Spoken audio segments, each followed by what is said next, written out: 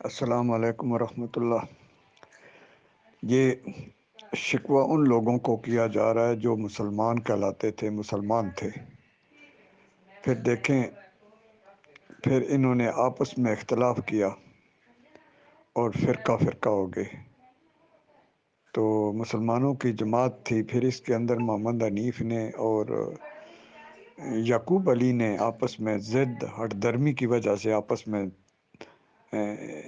ایک دوسرے کے ساتھ اختلاف کیا اور جماعت کو دو ٹکڑوں میں تقسیم کر دیا، کیونکہ اللہ کا عذاب کا کوڑا ان کو پڑ ہی چکا تھا۔ پھر اس لیے یعقوب بھی آگے فرقوں میں بٹ گیا۔ محمد حنیف نے اس نے بذات خود ایک فرقہ بنا لیا، تو یہ اس طرح اللہ کے عذاب کا کوڑا ان کے اوپر برسا ہے۔ یہ 4-5 فرقوں میں بٹ گئے، تو فرقوں میں بٹ جانا کیا اس سے اللہ راضی ہوتا ہے یا ناراض ہوتا ہے؟ ناراض ہوتا ہے۔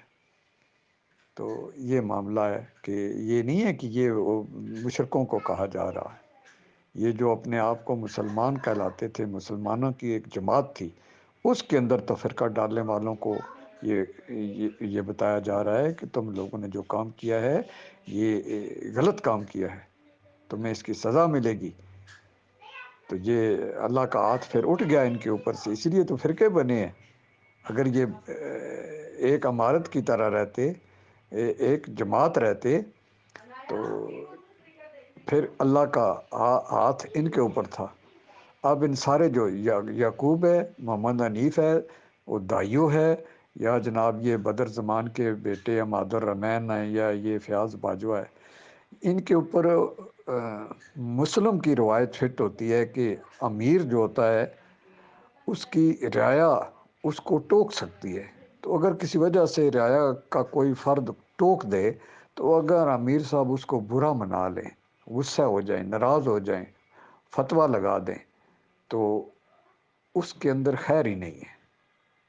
تو یہ سارے ایسے ہی ہیں، جس کو ٹوکو، جس کو کہو کہ یار یہ یہاں تمہارا عقیدہ دیکھیں غلط ہے، جماعت سے بھی تمہارا فرقہ علیحدہ جو عقیدہ علیحدہ ہو گیا ہے، ڈاکٹر صاحب نے جو جماعت بنائی تھی اس کا یہ عقیدہ ہے، تو پھر یہ آگے سے ناراض ہو جاتے ہیں، فتوے لگانا شروع کر جاتے ہیں۔ تو اس کا کیا مطلب ہے؟ ان کے اندر خیر نہیں تھی۔ ان سب یعقوب ہو گیا، دائیو ہو گیا، محمد حنیف ہو گیا، سعید لانڈی والا ہو گیا، عماد الرحمن لوگ، ان کے اندر خیر ہی نہیں تھی۔ تو باقی جو بچے تھے ان کے اپنے مقلد، وہ اگر ٹوکے ہی نہ، دیکھیں کہ ڈاکٹر صاحب کا اور ان کے عقیدے صاف سامنے واضح ہیں، فرق بھی جو ہے وہ بھی بالکل واضح ہے، لیکن کتنے لوگ ان کے مقلد ہیں، کتنے ان کے مقلد ہیں، اکثریت جو ہے وہ محمد حنیف کی مقلد ہے۔ اتنا فرق ہونے کے باوجود بھی ڈاکٹر صاحب کے عقیدے اور ان محمد حنیف کے عقیدے، لیکن پھر بھی دیکھیں پلو سارے جناب گردنیں جھکا کر جناب اس کو تلوے چاٹ رہی ہیں۔ محمد حنیف تو اس کے چاٹتے رہے، وہ تو مر گیا۔ اب جناب عبداللہ عمر نے بھی وہی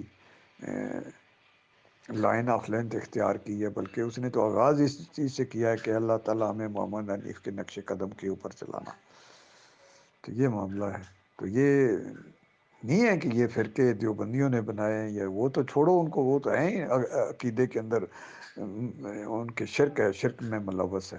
یہ مسلمانوں کو بات کہی جا رہی ہے، اور مسلمان رگڑے میں آ گئے ہیں اس کے، فرقے انہوں نے بنائے ہیں۔